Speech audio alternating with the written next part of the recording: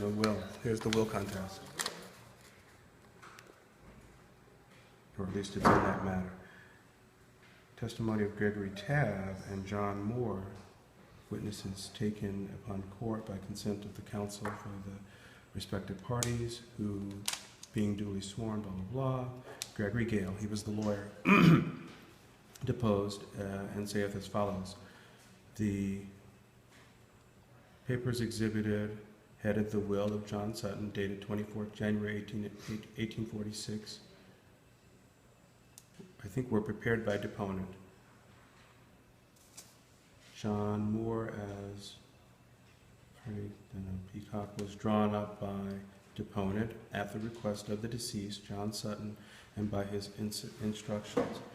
I left this place on the afternoon of 23rd January 1846 in company with William R. Adams, the executor, had previously made an appointment with W. Newburn, one of the executors, on January 20th day, January 1846, to draw the will at Sutton's request, but being unable to keep the appointment, went afterwards with Adams, as aforementioned, arrived at Sutton's house at 9 o'clock on the night, at 9 o'clock at night, found old Mr. Sutton with his family.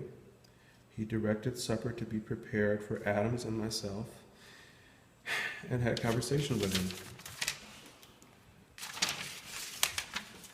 After supper, introduced the subject of drawing up his will, saying the decedent intended his intent was to set those Negroes free if it could be done according to the laws of the state, and consulted with witnesses as to the best ways of doing it. I told him the Negroes couldn't be absolutely manumitted by the laws of the state of its state home, that the only way would be to remove them to some free state or direct his executors to do it, as they had brought up after the appointment of 1829.